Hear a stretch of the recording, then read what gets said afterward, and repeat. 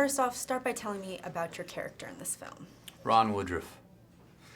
Man, there was 7th grade education, 2-bit wild-ass cowboys, electrician / part-time bull rider. Don't leave your wallet sitting around because they'll probably steal something from it.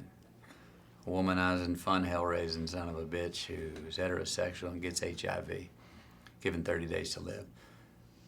Guy becomes a scientist of HIV, leaves the borders and goes out amongst the world to go out and research and bring back anything he can. And he's not only bringing it back to just survive, he's gonna make him some money. Yeah. So he's got a bit of Scarface to him too. Businessman who unknowingly becomes an activist as well, without ever sort of consciously raising that flag and saying, I'm the leader. He kind of, you follow his life and he becomes that without even really knowing it. You just described him so well. When you read this story, what was it initially about him that made you really want to play this character? Well, he was a great anti-hero who, and what you get, what I enjoy about an anti-hero is you don't have to abide by society's laws. Actually, they're outside the law, or they butt the law in the face. They butt the governor in the face. They butt the parental guidance in the face. They do it their own way, and that means where they're the rule breakers and they make up their own rules.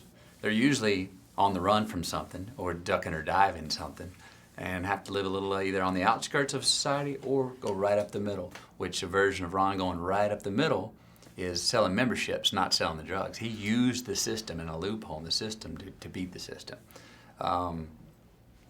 And this fact that this guy, he really only found purpose in his life when he got HIV. He found the one thing that he could grab a hold of and fight for every single day, every minute of the day. And he was never going to lay down and go, woe be me. He was not going to fade away.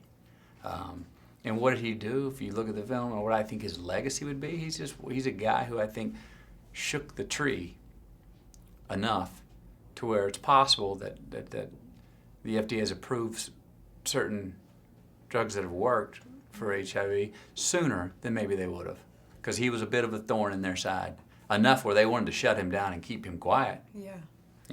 That's what I liked about him. He never stopped. Mm-mm. Now, when you see the film, obviously, your physical transformation was unbelievable. Talk to me a little bit about how you sort of transformed into Ron. Physically? Yeah, physically. That was all diet and giving myself 4 months to do it. And it was diet. I talked with 2 nutritionists, did my research, found out what not to do. There were many options on how to do it, but there was quite a few things on what not to do. Mm-hmm. And then I just committed to it. And I had the support of my family and my wife, and I ate controlled meals, and I didn't go have meetings at my favorite steakhouse.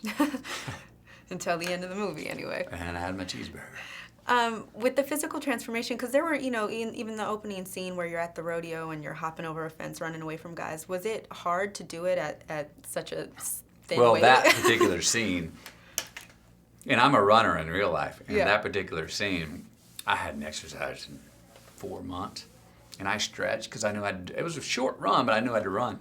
I made it 20 feet, and my thighs just locked up, and I just, boom, my legs buckled, and I went down. I went, cut! And the 15 cowboys right behind me, right before I'd run, I was like, try and get me if you can. And I said, when you get me, don't half-ass it. Well, I had to go cut because they were still coming to get me. And now I had to hop up and say, I had no idea that my legs were going to lock up like that. And they just hadn't been used like that.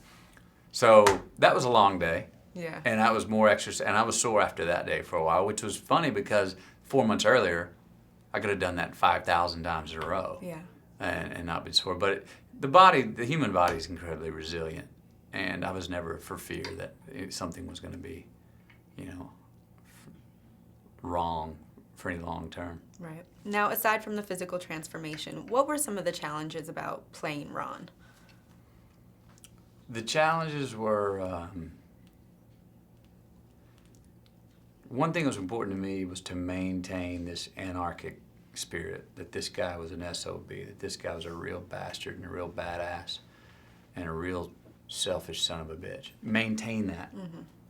and not fear that we're going to lose the humanity, not fear that no one would ever sympathize, as someone might say, not fear that. Trust it. If you stay on track with this guy of who he really is, and keep him a businessman. Keep him a businessman. Don't have him in the middle going, well, no, I want to help everybody out. Yeah. Just keep him a businessman. Keep him liking his gold and his Cadillac. That the humanity will come out of that. And John Mark and I got on the same page about that, and we checked in every week about it, but we said we got to trust it. And I'm really happy with how it works and comes across in the story. So that was one, and then the other was showing variations of rage. Because the guy's got a lot of rage in him.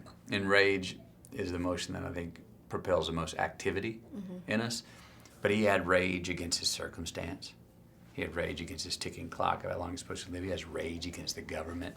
He has rage about, probably rage at God. And so his rage at his friends who are isolating him and abandoning him. Different forms of rage to show variation in those.